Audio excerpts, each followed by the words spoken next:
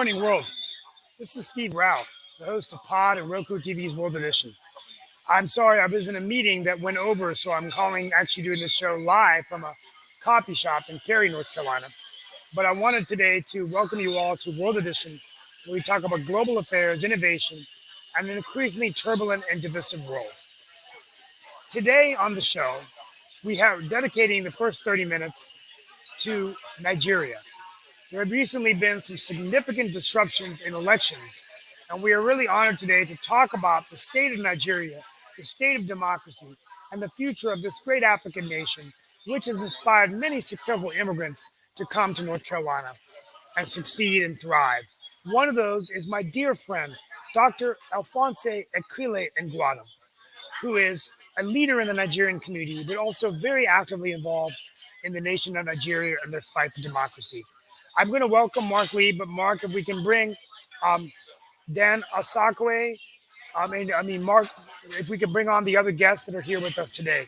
Yeah, we can definitely do that. It's Dan Asake, who I was talking to earlier, and I believe he's coming to us from Nigeria. We're still waiting for the other gentleman to come in as well. But Dr. Asake is here, and he can explain some of the things that are going on over there in Nigeria. I do know that they Hello, had can you hear me? powerful election and everything. So how are you doing, Hello. Mr. Asake? Dr. Asake, if you could for the audience, we're waiting for Dr. Ngwadam, but if you could for the audience, I wasn't able to do my research before this show. A little bit, all I know is that there's the Boko Haram, which is kind of this Islamic group that wants to run Nigeria, but there was recently an election where another candidate won. So for the audience, could you brief us on what has happened in Nigeria to date? I can't hear you clearly, but let me just make the point clear. There's a general disenchantment about the outcome of the election. People are not happy. A lot of people expected from the election, but the way the INEC handled the election has left a lot of people in doubt, and it placed a lot of credibility problems and questions on the outcome of the election. Okay, so the election was in October, and who won that election? Well, it's still being disputed, but from INEC announcement due to Senator Bola Ahmed Tinubu, of course, who is a consummate politician and a prominent member of the ruling party, APC. Mark, can you hear him? I Mark, understand, can. I understand that the other Okay. parties. Mark, I can't hear him clearly, so if you could repeat. Mark, I'm going to let you drive the interview since I can't hear that well. If you could ask him, so he just said what happened in the election. So I'm going to ask you the question, Dr. Asakwe, and then I want Mark to repeat the answers. Mark, you asked this question. What is the outcome of this election? Why should we be so concerned about democracy in Nigeria now? Well, I can't hear you clearly, but let me just say that people are not happy with the outcome of the election. The opposition parties, Labour Party, People Democratic Party, NPP, they are not happy with the election, and I think they want to challenge that election result in court. But I think the major issue came in the process of the election and announcement of results. INEC did not do what it's supposed to be. INEC promised that they were going to do the Rivers and IREF to upload on-time results, but INEC never did. And that's where the problem came. Because as a build up to the election, most of the youth never wanted to vote. They don't want to participate in the election. But because of the fact that INEC promised that their vote and our vote was going to count, that was why a lot of people registered and came out to vote on election day. People voted under rain, people voted under sun, people voted up to midnight, around 12 midnight. And at the end of the day, when the results were being collected and announced, INEC abandoned the responsibility of not giving on-time results as a promise. And that has created a lot of problems, disenchantment, disappointment, and people are angry, people are not happy. Fantastic. So is there a lot of protests going on in the streets? I do know that historically speaking, of course, here in the United States, we've had a Black Lives Matter movement and everything, but I understand that there were some similar type movements. So we used to have a show here on the network called The Mind Closet, where the gentleman was from Nigeria, and he was talking about the police force there in Nigeria and how even there was a conflict between, say, the youth and the police. So has that played into the elections at all? Because I know movement of police injustices in Nigeria, just like there's been in the United States as well. But I'm just wondering if you could talk about that and maybe how that impacted the election.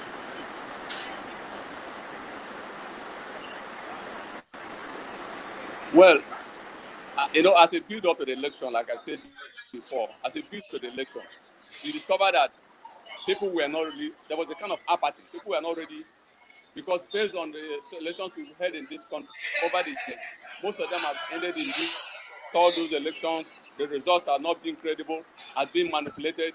But in this one, like I said, to the build up, INEC sold it in such a way that our votes will count, our votes were going to count, and everything about the build up to the election, people believed in INEC. But like I said, there were some because the ruling party lost in some states. It was not supposed to lose in presidential election. They lost in Lagos State. They lost in Nasarawa State, they lost in Plateau State, the stronghold of the APC. And of course, in Edo State, Labour Party won in Delta State and won in the whole of the Southeast. Those were the kind of enemies. It never happened before for a party that just came on stream in November, October last year to have made such an impact. So really they came out en mass, particularly the youth. If you look at the demography of the youth voting population, this time they came out believing that a vote will count. And at the end of the day, like I said, INEC handled it in such a way that the youth feel disappointed. And not only do they feel disappointed, they are still pushing that they want their mandate to be actualized.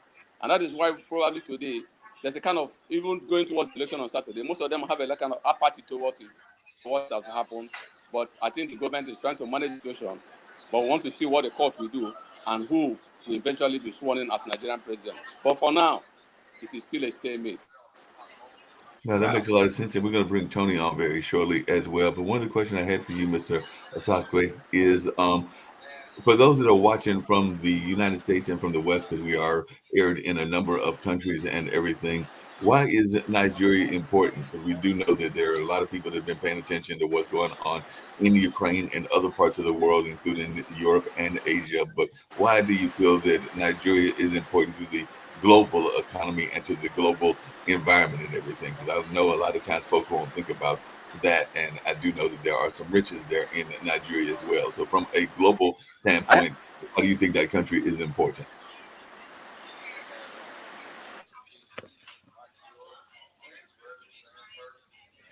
Dr. Dan? I don't know if Dr. Dan could hear me and everything, so I'm going to bring up Lee Newton Rhodes as well, because it looks like Dan might have frozen. I'm also going to see if Tony's available as well. So I'm going to see if Tony's available, but I'll bring up Lee as well. And there's Tony and everything. Tony, I don't know if you heard that last question I was asking Mr. Asakwe and everything, but a lot of times people are wondering about the importance of a country like Nigeria and everything. And hopefully Steve will be joining us as well. But if you could just share, if you can get off mute and share maybe a little bit about the importance of the country of Nigeria, I'm sure we would love to hear that from you.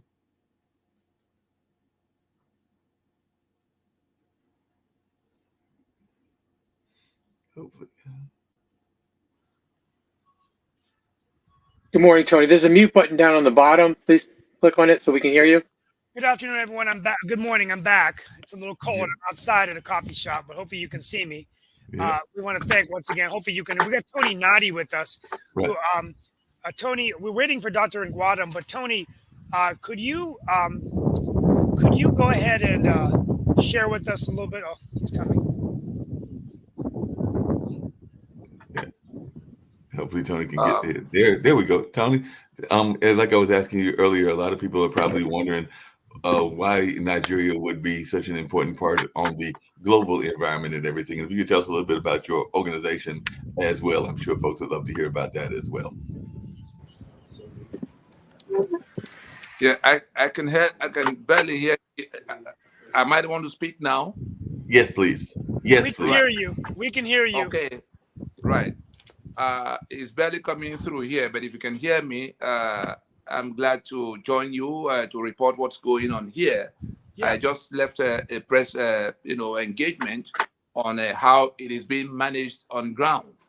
What happened on the 25th of February cannot pass for election, even by the Nigerian standard.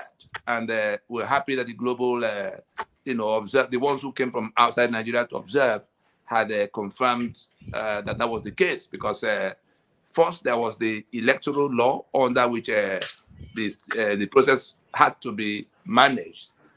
The INEC bypassed that law that required results to be uploaded real time as they were happening, so that those who witnessed the counting of the vote will also witness the transmission of the results. That was the whole purpose of the BVA. And so they suspended, they disabled the BVA from INEC headquarters. That was why the results did not come in. And so 72 hours after everybody had dispersed, they started uploading. And so the outcome that has been published as a winner is a very far cry from what happened. And people are not going to accept it. The second deficiency, which is even more serious, is the one of the Constitution, the requirement to be returned as winner. You had to have the overall number, highest number of the valid votes. You had to have the spread. There are 36 states in Nigeria. You are required to have at least 25% in 2/3 of the states, meaning 24 states, and 25% of the Federal Capital Territory votes. These are constitutional requirements. If any candidate does not, none of the candidates meets these three conditions, they were supposed to proceed to a runoff to see whether they will get at something. The INEC chairman and the INEC, knowing fully well that the candidate they've declared winner did not obtain that 25% in the Federal Capital Territory, went ahead to announce the result and said everybody should go to court. Of course, people have little confidence in what the courts will do. That's about the election and the outcome. But I had the last question you raised. I think it was to the last speaker, but I can take it, about why the world should pay attention. In 2019, I led a team that spent 7 months in Washington engaging, decision maker, the policy beltways, from the legislative branch to the executive branch. Of course, the executive manages the foreign relations, what the US does outside.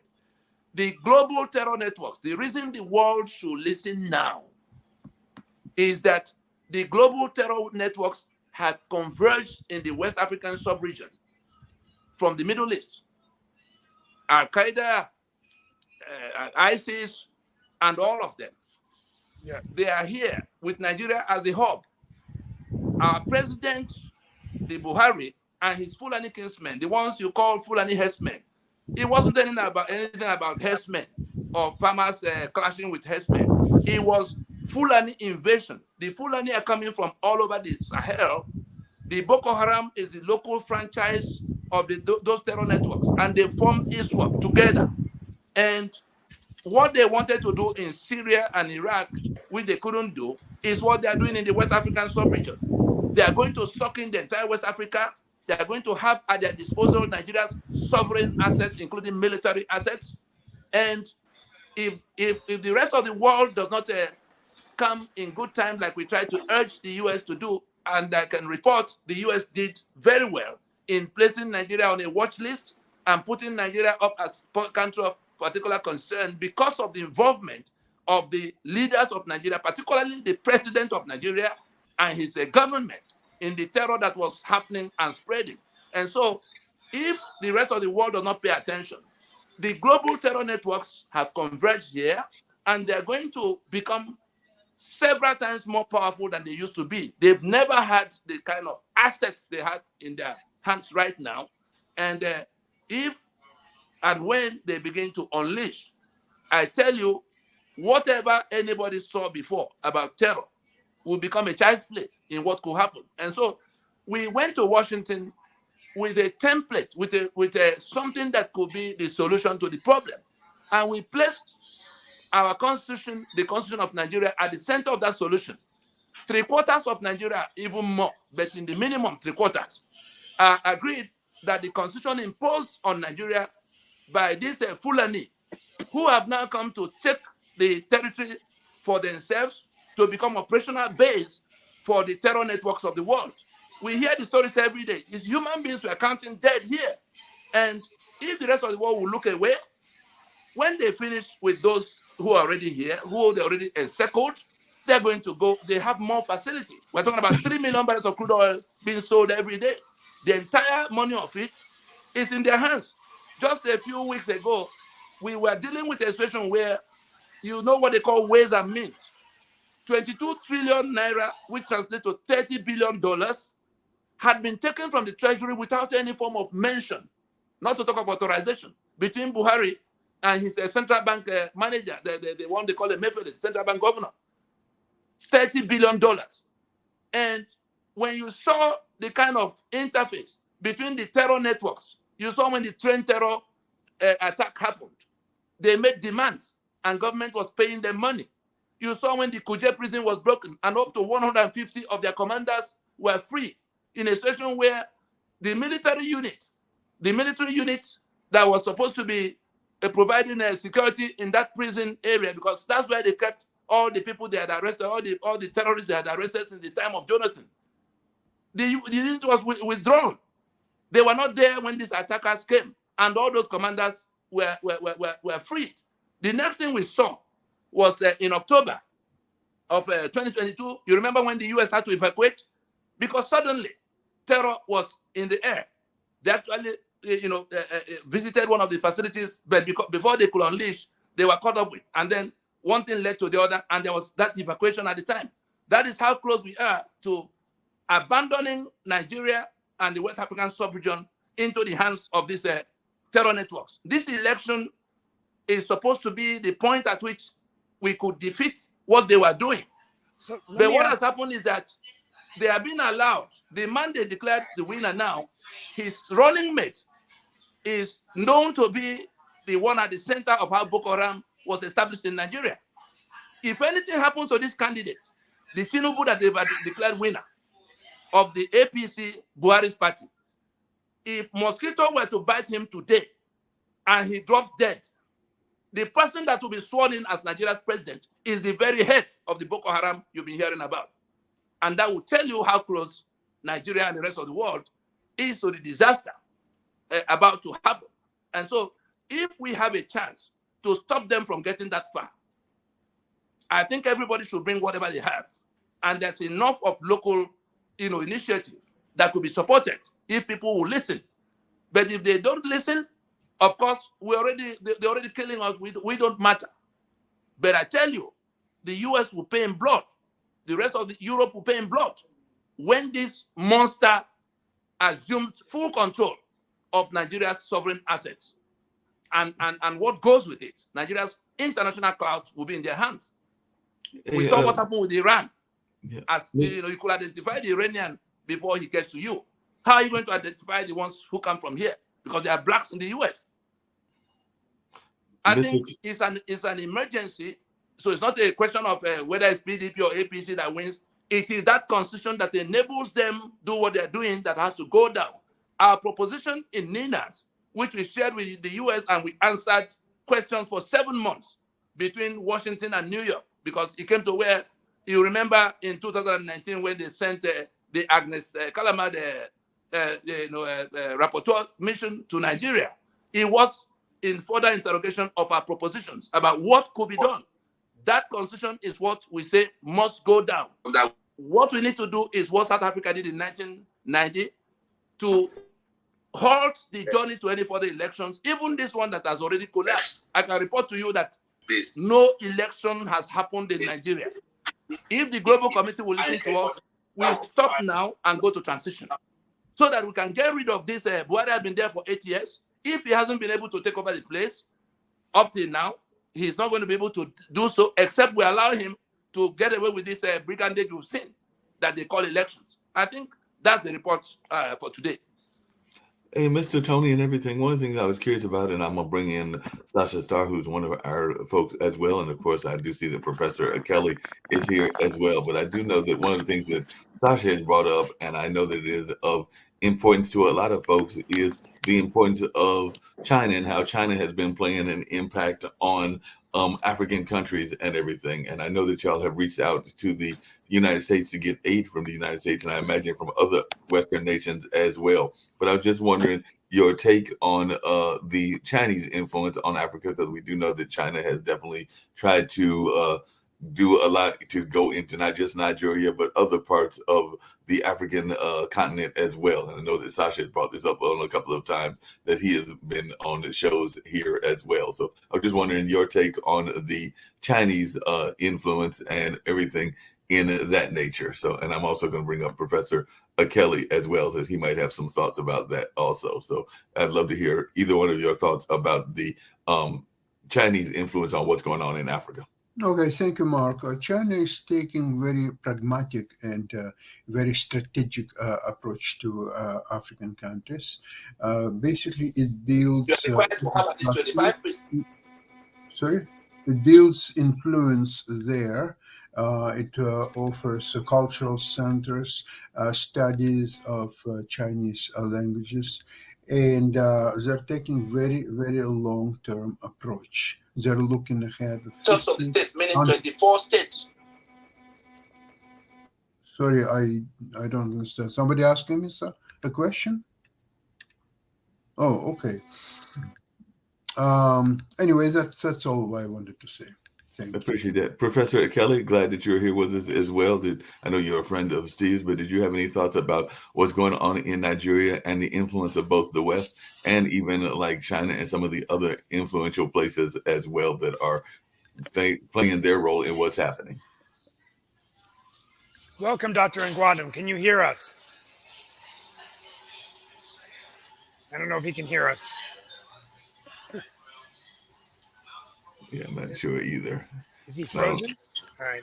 Okay, he seems to be frozen and everything. So we'll hopefully get an answer from him in a little bit as well. And if Tony wants to chime in also, but that is something that I know a lot of folks are paying attention to. It does look like he is still frozen. Can you hear me? Can you hear me? Yeah, I can hear you. Yes. Yeah. Hello, hello, Akili. Can you hear me? Yes. Yeah. Can you hear us? We can hear you, Professor Kelly. Oh, he just disappeared. So. Yeah, I can hear that and clear. Mark, ask him if he can hear us. Can you hear us, Professor like Kelly? Tony is still talking. Yeah, I'm talking. No, I'm done speaking, Prof. I think we're having audio issues. Yeah, it sounds like there's some audio issues going on and everything, and we'll hopefully get those cleared up in a matter of minutes. Yeah, go ahead. I was going to bring up another part of Africa that is going on because definitely Tropical Cyclone Freddie has hammered Mozambique for the second time, and it definitely looks like along with that same storm, Malawi has declared a state of disaster as nearly 200 were killed, and they're saying that more than 100 have been killed in southern Africa as Storm Freddie is doing its damage in that part of the African continent and all in that space. And of course, we do know in other news that was taking place in the world, and of course, we do want to hear more about what's happening in Nigeria, that fentanyl was in the news as well, because apparently Mexican pharmacies are selling fentanyl-laced drugs in tourist areas. So that is one of the other things that is going on. And lawmakers are calling for a Mexico travel advisory over reported counterfeit drug sales. So that is something that we're seeing in that space to the south of our border as well. And like I said, while we're trying to get things straight with our fine folks from Nigeria and some of the conversations that they are having, I did have a question for Sasha, because there was an article in today's Washington Post that says that not Russia, but Ukraine is short of skilled troops and munitions as losses and pessimism are growing. And that was not something that I had been hearing reported lately, but that does sound like that is something that at least the Washington Post is saying. And I know that I've heard you talk about the impact of pessimism on the Russian forces, but I wasn't thinking that it was impacting those very valuable soldiers out of Ukraine. But is the Washington Post on to something? Because they are definitely saying that after the very bloody winter, that both Ukraine and Russia are looking for a decisive spring campaign one way or the other. But are you at all worried, Sasha, about a loss of skilled troops and munitions, the very valiant of Ukraine? Yes, I'm aware that there are certain types of ammunition which are lacking in Ukrainian army. The fact that they're losing skilled troops, it's evident because the country is for more than a year is fighting the Russian army. So obviously the more experienced troops are exposed to fierce attacks by Russians, especially lately in Bakhmut area. But that is not having any effect on the will of Ukrainians to defend their country and continue to fight. In fact, what I've learned just that yesterday, there was the meeting of Supreme Commander-in-Chief's staff, and decision on Bakhmut was made. The decision was to defend it at all cost. They have very, very skillful troops right there, and they're the best of the best, and they are inflicting incredible losses on Russian army, and they hold on to it because this will be a trampoline for the upcoming Ukrainian attack all over there. And interestingly enough, the latest information what I've got is that it's much easier actually to defeat Russians and take over the Crimea area than Donetsk and Lugansk area, the Donbass area. Why? Because the Donetsk and Lugansk, especially Donetsk region, they are heavily fortified.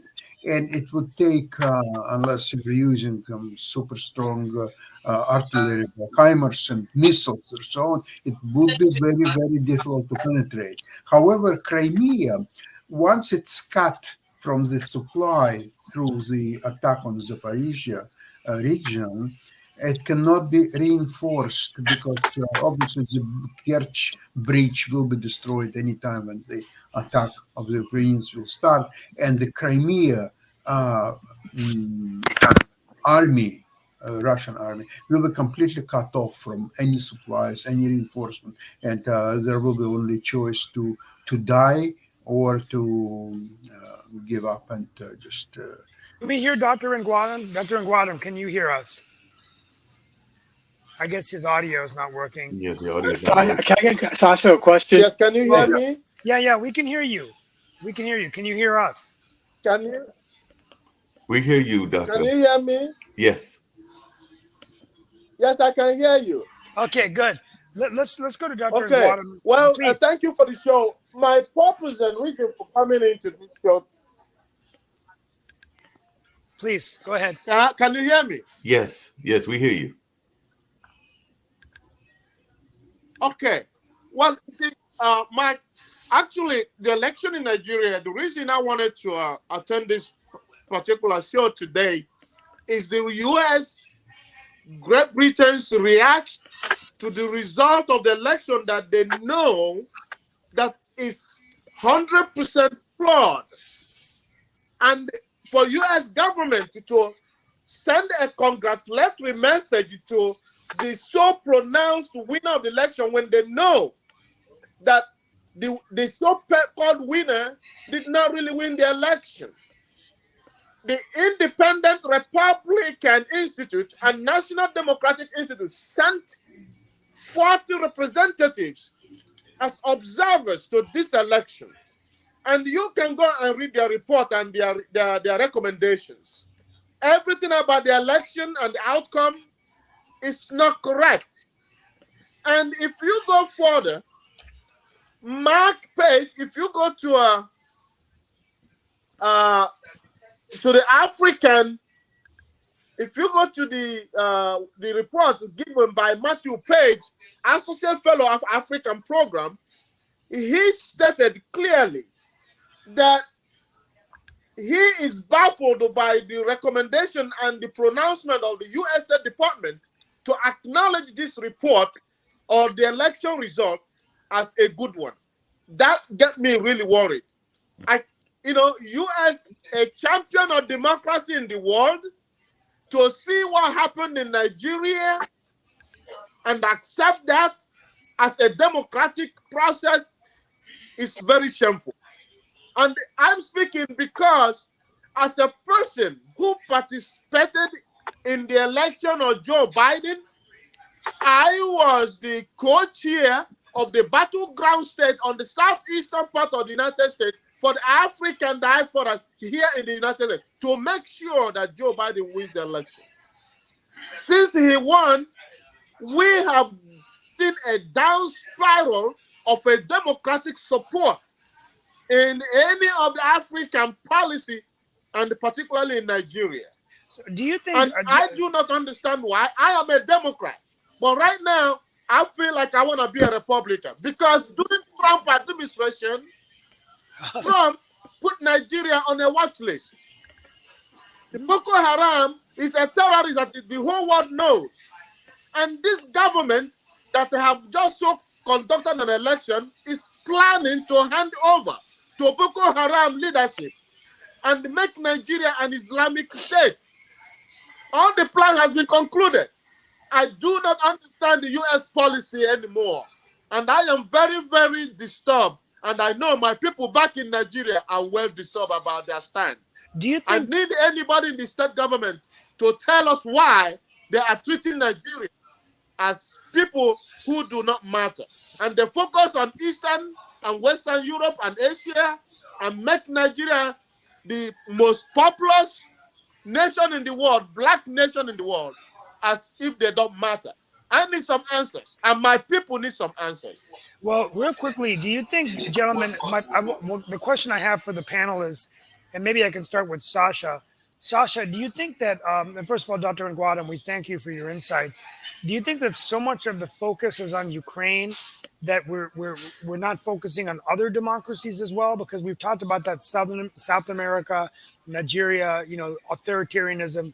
Is this? I mean, how do we work to convey to the administration that this is happening in Nigeria? Sasha, what are your thoughts on that?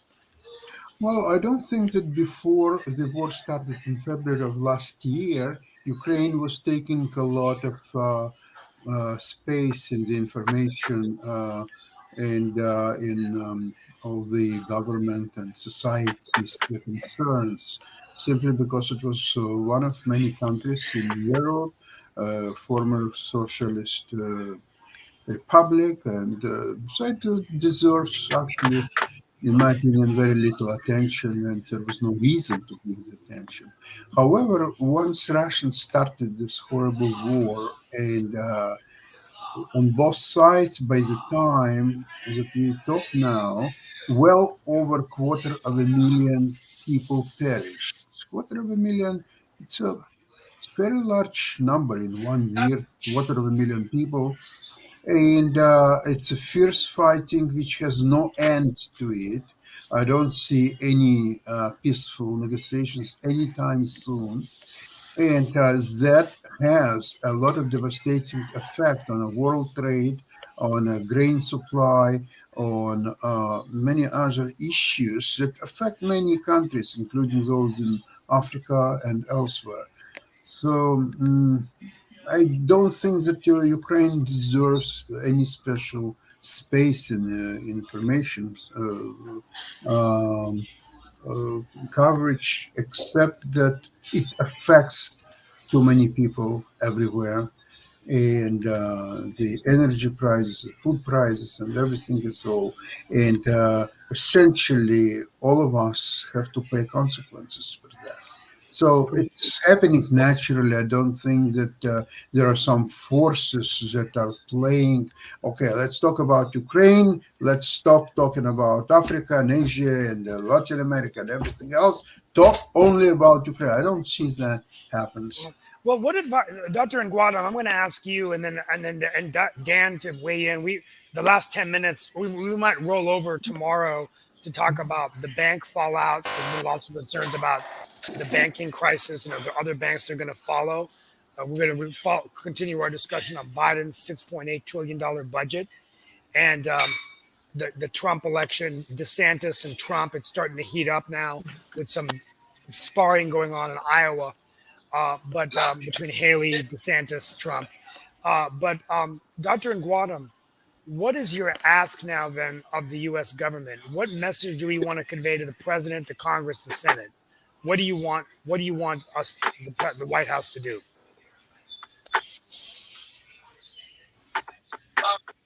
What I am expecting the U.S. government to do, one, they sent an observer. They should listen to those observers, that is made up of the bipartisan, both Republican and Democrat together. Their report. One, two, set a transitional government. Set up a panel for transitional government, because Nigeria do not really have elections. They have selections. They don't have elections. And there is something that probably U.S. government, as the champion and beacon of democracy, can step in. Do you Okay, I not hear you. looking I at hear you. trade and the economic policies? We don't need all that. We need a sound democratic structure that it can put in place. More than 80% of youth are languishing. Let them step in and Okay. call a freeze on all the processes, all the right wing Islamism that is pushing into Nigeria, and make it an Islamic state. Step in and conduct a referendum to decide whether Nigeria wants to still be one union, or they want people from different regions to have their independent countries. They did that in Yugoslavia. They did that in Russia. They did that in India. I don't understand why our own is a different case. Okay. Professor Kelly, do you think that is a possibility? Because I know that So there I'm are expecting them, please, set up a panel. Yeah, the question I was asking is, do you think that there's a Let them possibility set that up a panel. Nigeria, Let them send with their observers, make it happen with the British government. Professor Kelly, I was wondering, do you think I'm sorry. there is a possibility that Nigeria will split in half and that it will break up and everything? Because I do know that has happened in some other African nations. So is there a possibility that Nigeria will split in half? And if so, what kind of impact would that have on the oil industry? Because I do know that Nigeria is a major oil distributor and everything. So if you could talk maybe a little bit about the oil impact that Nigeria has as well, and also whether there is a fear of a split of Nigeria. Yes. Is there a fear of a split in your country? It is a possibility. And as I can tell you, okay, listen to me very carefully, because this is already ongoing. There is a conquest mission by the right-wing Islamic extremists in the West African region. The ISIS, the Al-Qaeda, all the terrorist organizations we all are pursuing, American pursuing in the Middle East, have moved to the West African region. And as I'm talking to you, Nigeria have a constitution that guides them. 12 states out of those 36 states have declared the Sharia. They undermined the constitution that the entire country put together to govern them. These 12 states are now Islamic states. They don't care about the Federal Republic of Nigeria constitution. Now, the rest of other states in the south and in the west are already galvanized themselves to form an independent country. The people in the middle belt, the people in the southwest, and the people in the southeast. There is nothing wrong with each of them having 4 countries, and there's nothing wrong with that.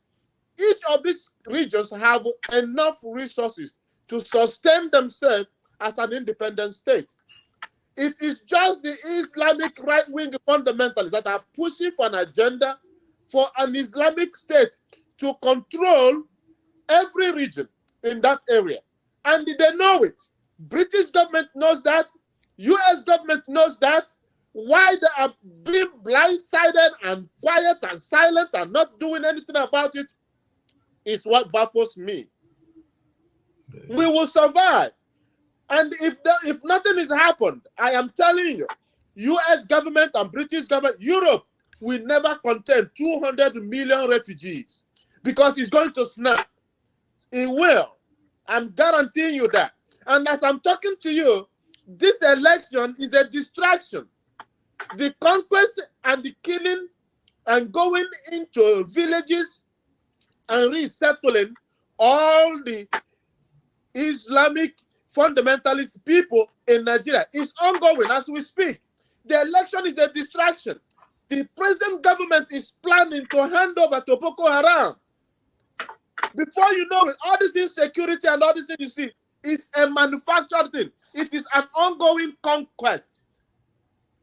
And there's nothing stopping them. And what worries me is that US is standing by to see another Rwanda, Burundi happen again in Nigeria. Well, That is my worries. Because I have families back there. I have families. Every Nigeria, we have over 1 million Nigerians in US. They all have families. Why is US government playing an ostrich in this whole thing? That baffles me. Lee, you've running as a presidential candidate. You've actually been involved in a number of political activities there in New York and everything. And I was just wondering your thoughts about Africa and whether we're paying enough attention to Africa as one that may, who knows, if the fates play that way, could be sitting in the White House one day and everything. So, Lee, I know that you've been very active on LinkedIn, but I don't know that you've asked that much about the African continent, but I'm just wondering your thoughts about what you're hearing from these gentlemen about Nigeria, which I do know has a lot of very powerful industries. It's got one of the leading oil reserves in the world, and I would argue it has one of the top filmmaking communities in the world as well, because Nollywood is a very real thing and everything. But I'm just wondering your take as somebody that is involved in politics and might have some thoughts about this important issue. I totally agree with what the professor was saying. I think the media in Washington downplay, ignore what's going on that continent. A lot of Americans, I don't think they can name the countries and where they are in Africa. And also, it's such a booming economy, almost 1 billion people. So from an economic perspective, there's a lot of economic trade opportunity. And I find it very 100%. interesting.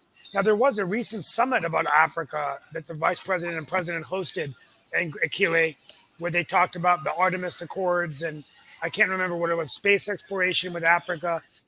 But then we never heard anything. So I agree with Lee. Perhaps one solution as a public official, I'm going to work on maybe bringing in Deborah Ross from a U.S. Congress for a town hall meeting with Nigerian community next month.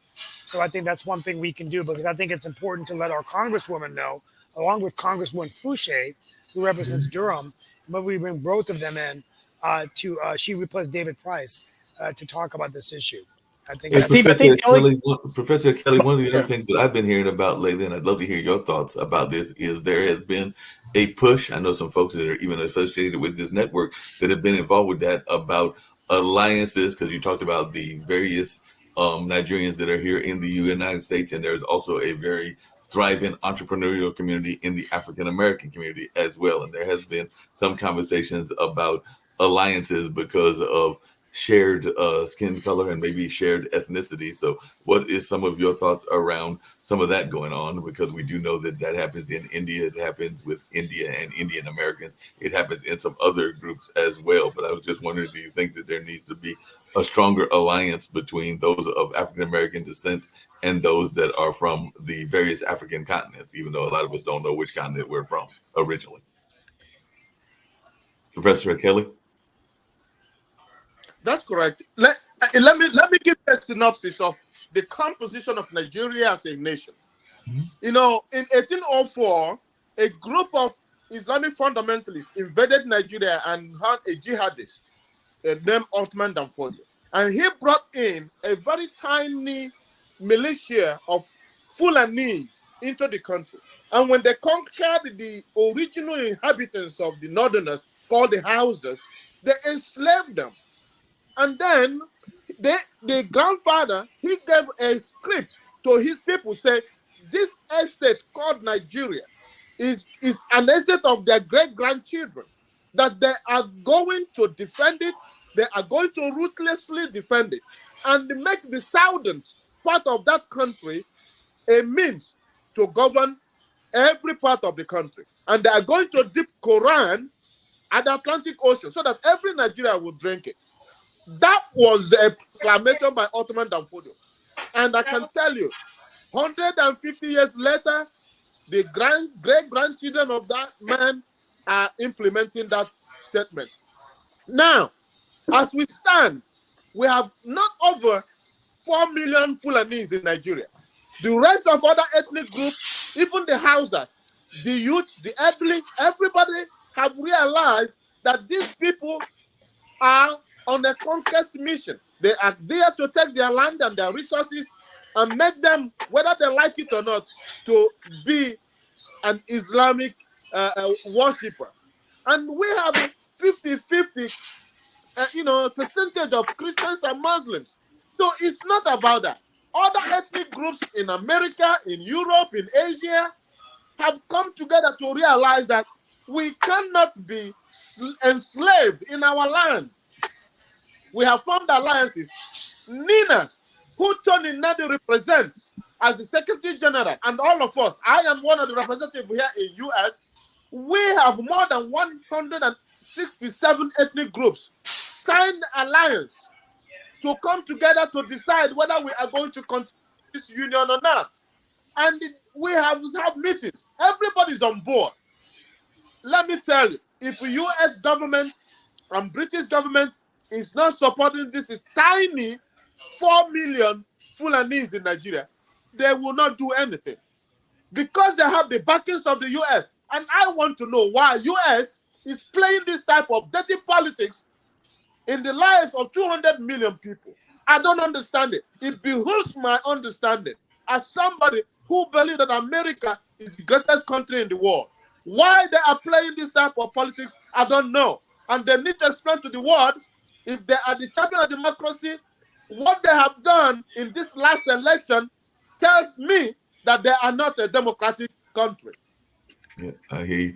One of the questions I had, I was going to actually turn it back to Ukraine really quickly. I know we've got the Ukrainian show in about a few minutes, and I do have one other news from Latin America as well. But Sasha, one of the things that I was curious about, and I know a lot of other people are curious about it, and I'm actually going to tie the questions a little bit together and everything, is there is a country, there's a area there in Russia that a lot of folks are fighting very solidly for, but I understand it's a very small city and everything. I don't think it's as small as Morrisville, but it might be as small as Durham and everything. So why is Bakhmut so important to everybody if it is such a small city? It doesn't sound like it's a major metropolitan city. It might be because of where it is located and everything. And then the thing that I was going to possibly loop the two conversations in together is it does seem like a lot of these militant groups, whether it's in Ukraine or in Nigeria, are actively recruiting people from the high schools. And we know a lot of times high school kids are not that aware of what they are fighting for. Even our own military kids aren't always aware of what they're fighting for, but it does look like the Wagner group went into my high schools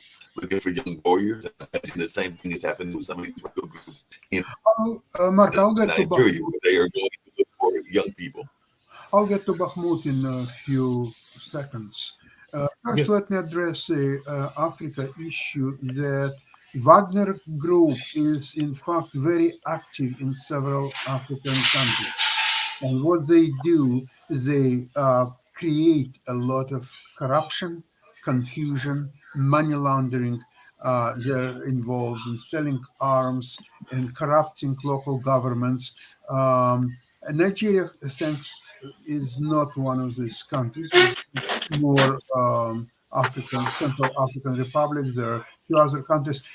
I want to tell you, Steve, you mentioned that you want to talk to some politicians about African or Nigerian issues or so on. If it makes you feel good, please proceed and do exactly that.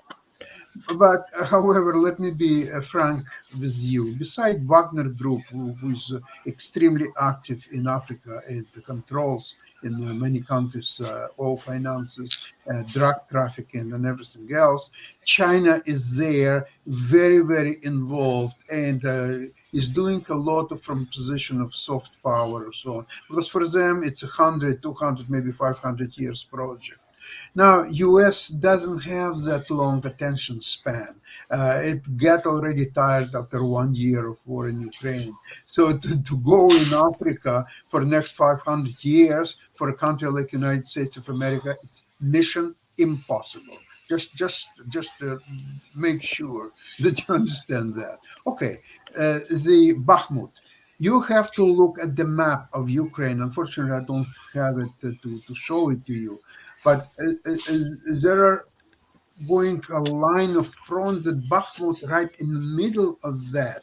And unless Russians can take it over and completely control it, they cannot move forward, because what's happening is that once, let's see, a normal strategy would have been forget about the Bakhmut, okay, let the Ukrainians hold it, but go in by sides or both from the right and the left side, and then continue the attack. But it's impossible because Bakhmut is being reinforced, and then those sides which went to attack bypassing Bakhmut, they will be encircled and killed, all of them. There will be very few prisoners. Most of these people will be just simply killed. Now, so Russians understand that before they could move really forward, they must capture Bakhmut. But Bakhmut is the key to all their so-called great offensive, which started sometimes mid-January or so on. And now it's hold right there. So when Russians are talking about that they're going to send missiles and defeat London and Paris and Berlin and whatever else, guess what? For almost a year, they cannot take over Bakhmut, a city at the best was 80,000 population. Now it's about less than 10. Most of these people disappeared. Most of the people were killed. Most of the people left the city and just moved elsewhere. So that's a story of Bakhmut. A lot of people are being killed as we speak. And unfortunately, that's the reality of this war. It reminds me something of a Stalingrad battle during the Second World War, where the fight is for each house, each door, everywhere. So, Sasha, you mentioned China really quickly, and apparently the White House is encouraging President Xi to reach out to President Zelensky, but there's no confirmation of that meeting. But apparently Xi is looking to speak with Zelensky for the first time since the Ukrainian war broke out and everything. So is this a good thing or is this a bad thing? And do we like the fact that the White House is encouraging these two folks to have that conversation? well, listen, everyone is trying to create a situation for peaceful negotiations. This is what responsible politics are trying to do. Now, at this moment, the both sides, Ukrainians and Russians, are so far apart in their expectations, in their demands, and what each side think is acceptable, the solution for this war, that it's impossible to believe that Chairman or Emperor Xi would make a huge impact on that. I just don't understand what he's going to offer to Zelensky, something that has not been offered to him yet. What is he going to tell him? To concede to Russia 20% of its territories is not non-starter. What else is going to tell him? Yes, we're coming. Yep, absolutely. Yeah, We're coming into the tail end of the show, but we want to thank Dr. I know we're coming to the tail end and everything. Before we get to the tail end, I know you wanted the professor to give some closing remarks. I was just going to mention two other news stories that I kind of alluded to, but I didn't get to and everything. But apparently, a ghost with $87.7 million worth of cocaine and two bodies aboard was seized off the coast of Colombia. So a lot of people are definitely excited about Colombia as a tourist attraction, but there's also drug trafficking that goes there as well. And it was the Colombian Navy that seized that particular drug sub and everything. So that was a big capture for the Colombian Navy and everything in that space. And a government that you are very familiar with, the Indian government, has declared its opposition to same-sex marriage in their Supreme Court case. So they have a Supreme Court as well, and apparently their Supreme Court is going against the whole same-sex marriage kind of thing in that space. So that might be something we want to bring folks on from that community to see what they think about what is happening It is a in little that bit. way. It's a little bit more of a conservative regime in India. Well, we're going to close out. Before I leave, Please. before the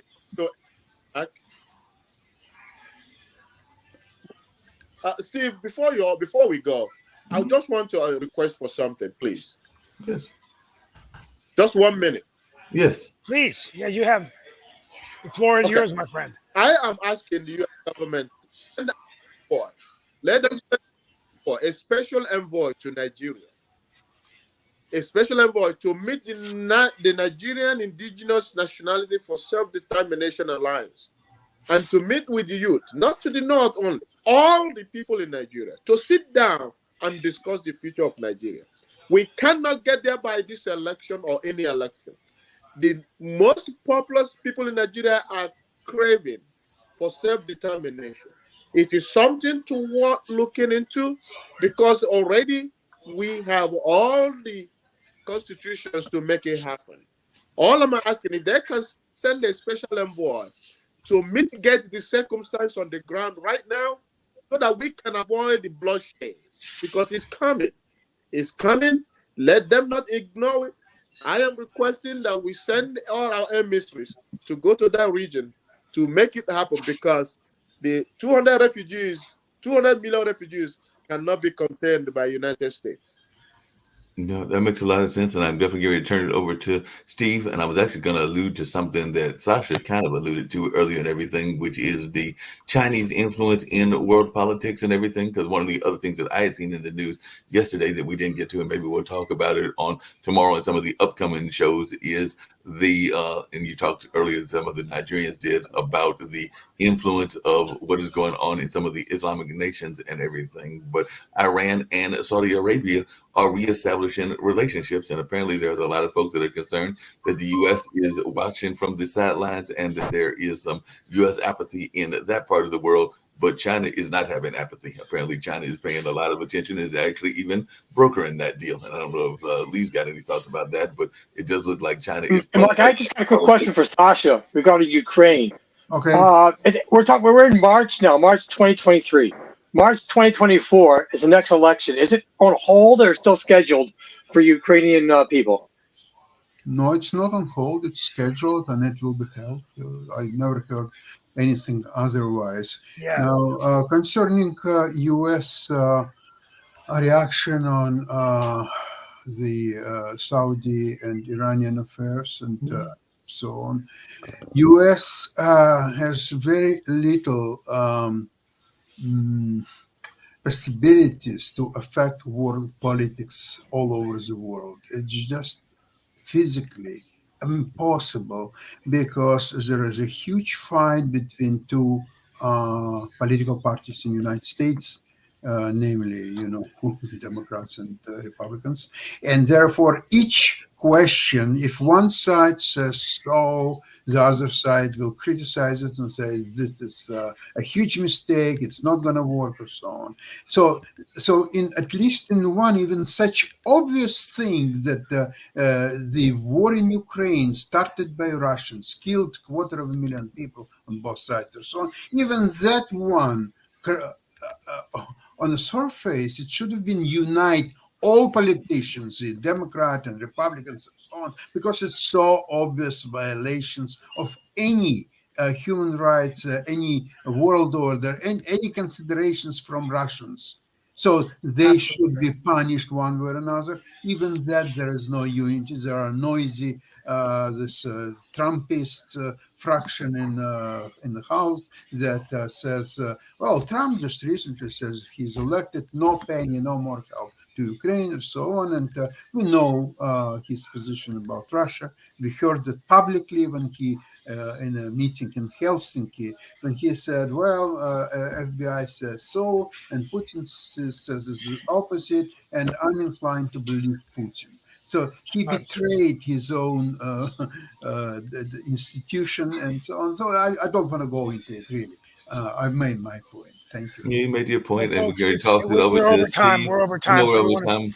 The We'll only thing I close was out. going We're 1 minute Yeah. over. We got to go. Thank you all for being with us. Dr. Ngwadam, thank you for your fight for Nigerian freedom.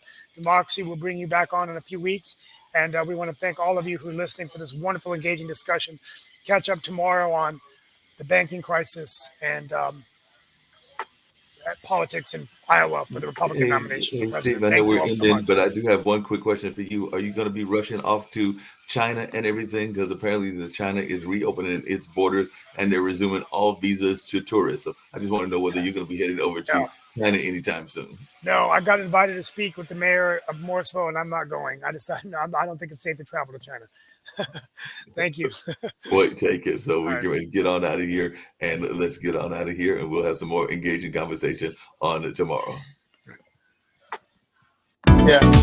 Thank you, gentlemen, for all of us here. I look forward to